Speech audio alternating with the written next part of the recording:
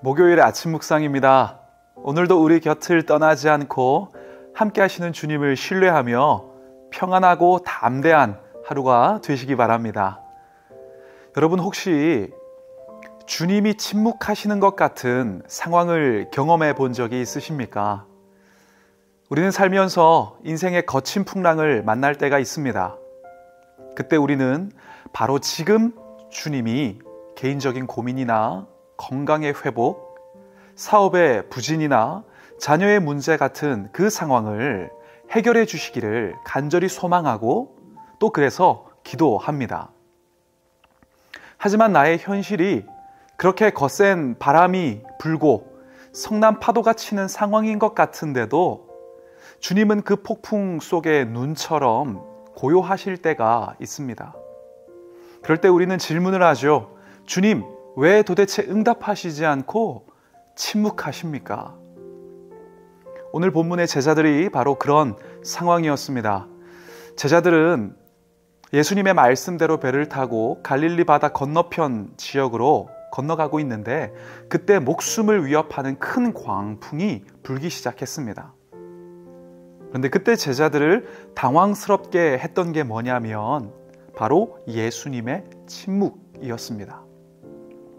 물이 배 안으로 치고 들어와서 배가 침몰하게 되었는데도 주님은 배 저 안쪽 밑에 있는 고물에서 주무시고 계셨습니다. 상식적으로 생각하면 어떻습니까? 당시 예수님이 제자들의 리더시니까 빨리 나타나셔서 무거운 물건은 바다로 던져라, 닻은 내려라 막 이렇게 지시하시고 놀란 가슴을 위로하셔야 되는데 그냥 주무셨습니다. 그런데 우리도 그럴 때가 있죠. 지금 다급해서 가슴이 타들어가는데 주님은 지금 어디에 계십니까? 하지만 우리가 오늘 본문처럼 마치 주님이 주무시는 것만 같은 그런 주님의 침묵에 대하여 오해하지 말았으면 좋겠습니다. 기도가 얼른 응답되지 않고 당장 내가 기대했던 일들이 일어나지 않는 상황이 나의 관점에서는 답답한 주님의 침묵일 수 있습니다. 하지만 이 상황을 주님의 관점에서 생각해 보면 이 침묵은 그 자체가 나를 향한 메시지입니다. 인생의 짙은 먹구름과 성난 파도가 문제가 아니라는 주님의 메시지입니다. 침몰할 것 같은 인생의 문제와 집어삼키려는 큰 바다가 문제가 아니라는 메시지입니다. 폭풍을 압도하시는 주님이 너와 함께 있다는 걸 기억하라는 메시지입니다. 오늘 본문에서도 사실 풍랑이 문제가 아니었습니다. 모든 파도와 풍랑을 잠재우시는 주님을 신뢰하는 믿음이 없었던 그 제자들의 연약함이 문제였습니다. 주님은 요동치는 상황 속에서 제자들이 담대함을 가지기를 기대하셨습니다. 상황은 최악이지만 예수님이 우리와 함께 하시니 괜찮다. 주님은 모든 만물을 다스리시는 능력의 주님이시다. 이걸 기대하셨던 거죠. 그래서 주님은 당장 눈에 보이는 그 상황에서만 반응하며 두려워했던 제자들에게 이렇게 말씀하신 겁니다. 이에 제자들에게 이르시되 어찌하여 이렇게 무서워하느냐? 너희가 어찌 믿음이 없느냐 하시니. 하나님은 우리 인생의 큰 그림을 보고 계십니다. 그래서 답답하고 힘든 과정이 정말 우리에게 영적 유익이 된다면 우리를 사랑하셔서 그 과정을 허락하십니다. 그리고 그 과정을 다 지날 때까지 우리를 도우시며 이끄시고 인도하십니다. 그래서 고린도전서 10장 13절은 이렇게 기록합니다. 오직 하나님은 미쁘사 너희가 감당하지 못할 시험 당함을 허락하지 아니하시고 시험 당할 즈음에 또한 피할 길을 내사 너희로 능히 감당하게 하시느니라. 찰스 코언 박사의 이야기들을 아는 분들이 많으실 것 같습니다. 나비 연구에 전념했던 이 코언 박사가 어느 날 이 번데기를 뚫고 나오려는 이 나비가 너무 힘겨워 보였던 것 같아요. 그래서 가위로 번데기의 뚜껑을 조금 잘라 주었습니다. 그래서 나비는 넓은 구멍으로 쉽게 세상에 나왔지만 곧 날지 못하고 땅 위에서 힘없이 뒹굴게 되었습니다. 힘들어도 견디면서 나올 때에 날개가 날아오를 힘이 생기는데 그 과정을 패스하니까 힘을 가지지 못한 겁니다. 뚜껑을 잘라주는 게 곧 나비를 위한 일이 아니었던 거죠. 동일한 이유로 하나님이 때로는 우리의 인생에 막힌 뚜껑을 당장 잘라주시지 않을 때가 있습니다. 그리고 그 눈물과 인내와 버팀의 과정을 통해 우리의 믿음을 확장시키시고 단단하게 하십니다. 그래서 일본의 신학자인 우치무라 간조는 자신의 죽음이 가까워져 왔을 때에 이렇게 기도를 했습니다. 제가 지금까지 살면서 입은 하나님의 은혜는 셀 수 없을 정도입니다. 하지만 그 중에서 가장 기쁘고 감사한 것이 있다면 바로 저의 기도를 전부 들어주시지 않은 것입니다.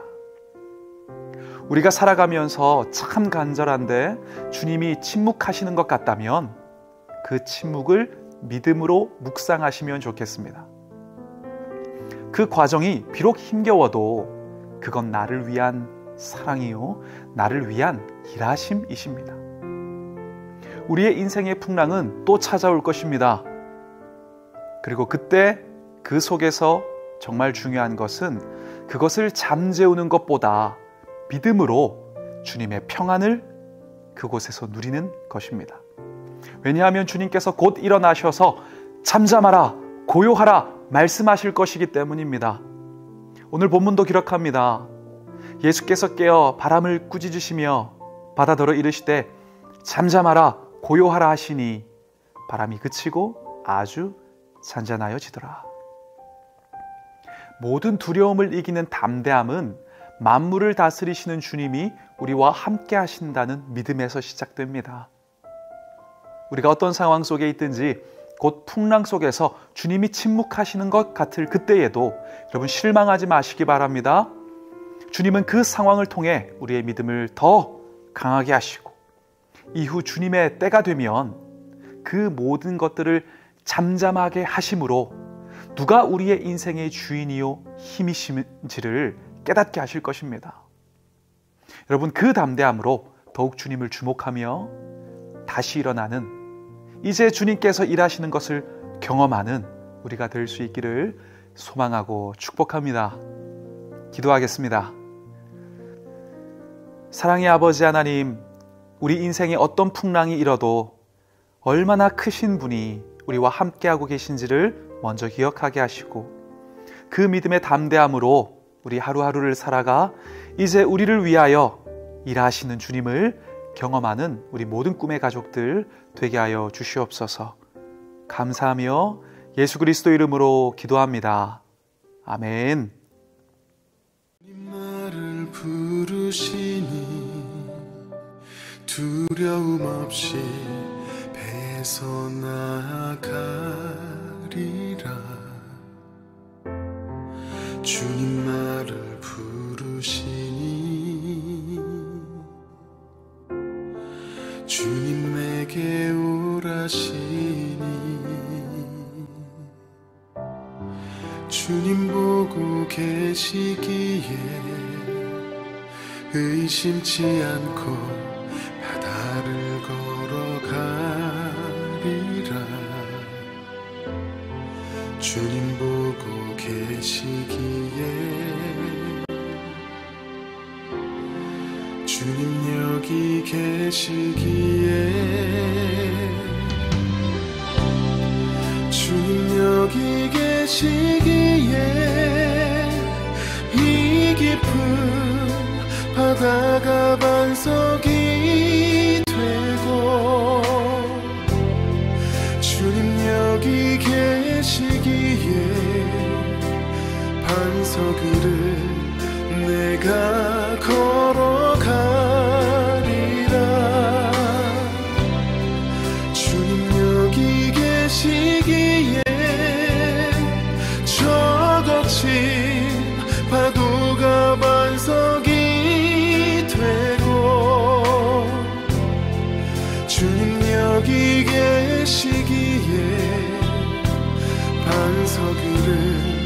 내가 걷습니다.